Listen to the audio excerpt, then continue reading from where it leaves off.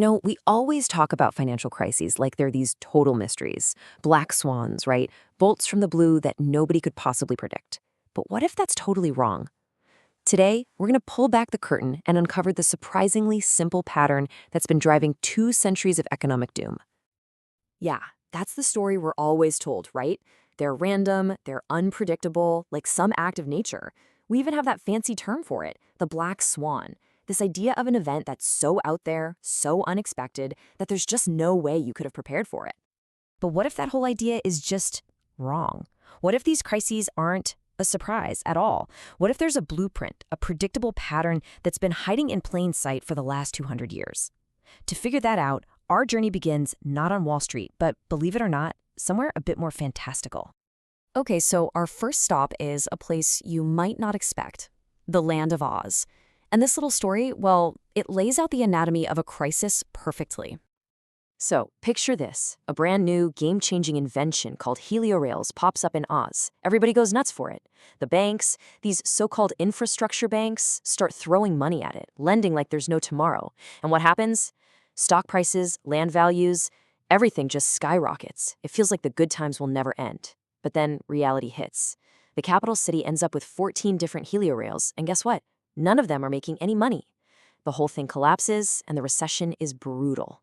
Now, the heliorails might be fantasy, but the way that boom turned into a bust, that is frighteningly real. So that story from Oz, it's not just some fairy tale. It's pointing us to the real villain of the piece, the one variable that's at the core of almost every single financial crisis. And it's probably not the one you're thinking of. Okay, let's be super clear here. When we talk about debt, what's the first thing that comes to mind? Government debt, right? It's all over the news. But that's not what we're talking about. The real key is private debt. We're talking about the money regular people and businesses owe. Mortgages, credit card bills, student loans, all of that. And look, the main argument from our source material puts it bluntly. Runaway private debt does a better job than any other variable. So when the amount of money households and companies are borrowing just goes wild, a crisis isn't just a possibility. It becomes almost a certainty. So how does this spiral happen? You might think it's just chaos, but it's not. There's a pattern.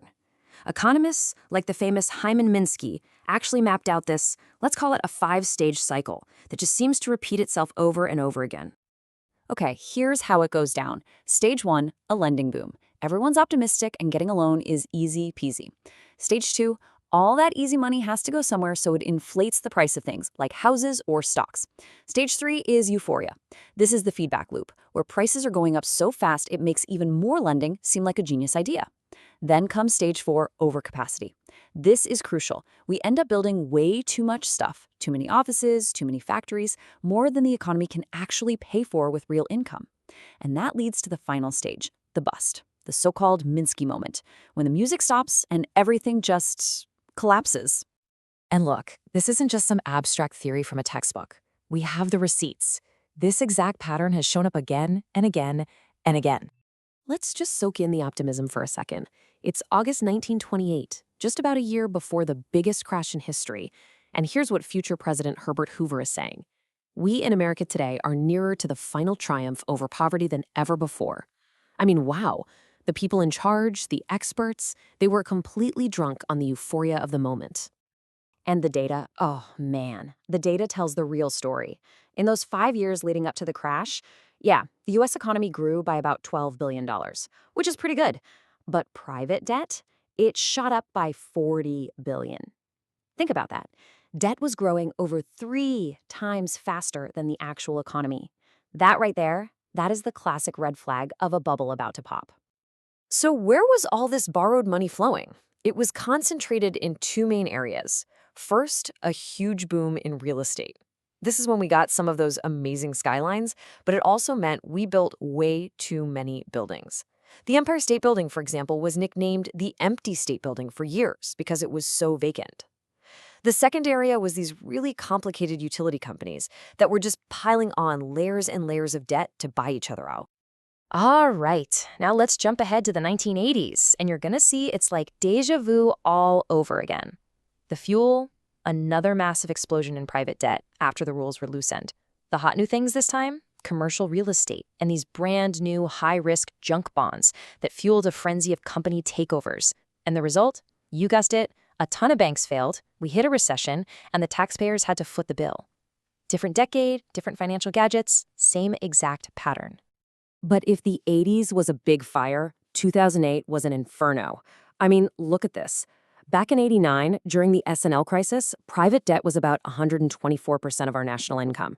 Fast forward to 2008, and that number had skyrocketed to an insane 169%. The whole private sector was basically drowning in debt, which made the entire financial system as fragile as a house of cards. And what was the hot sector this time around? We all remember this one: housing. It was just supercharged by those subprime mortgages, the now infamous ninja loans for people with no income, no job, and no assets. And all this toxic stuff was chopped up, hidden, and sold inside these crazy complex financial instruments, MBSs, CDOs, that honestly almost nobody, not even the people creating them, really understood. Okay, so the pattern seems ridiculously clear in hindsight, right? Boom, bust, repeat. Which brings us to the biggest question of all. If this is so predictable, why on earth do we keep falling for it? Well, one big reason is that we get distracted by all the complicated stuff. Just look at this number. In 2007, the market for just one type of financial product, credit default swaps, which were basically side bets on whether loans would fail, was worth $61.2 trillion. That is just a mind-boggling number, way bigger than the entire world's economy at the time. It's so easy to get lost in all that complexity. But the thing is, the real warning sign is actually incredibly simple. You don't need a PhD in finance to see it. The source material argues that the surest way to spot danger is just to look at the total amount of lending. That's it. Ask one question: is private debt growing way, way faster than the economy? If the answer is yes, then you've got a serious problem brewing. And yet, despite that simple metric flashing red, here's the chairman of the Federal Reserve, Ben Bernanke, in March 2007. The fire had already started, and he's saying the problems in the subprime market are likely to be contained. You see what happened? They were looking at one tiny part of the engine, one specific type of mortgage, and completely missed the fact that the entire car was about to explode because it was filled with a mountain of private debt. So, when you boil it all down, here's the big takeaway. These huge financial crises, they're not black swans. They aren't random acts of God. They seem to be the totally predictable results of a pattern we've seen play out for 200 years, all driven by that one simple thing: out-of-control private debt. So the real question for all of us, then, isn't if we'll see this pattern again. The question is, next time, will we finally be looking at the right signs?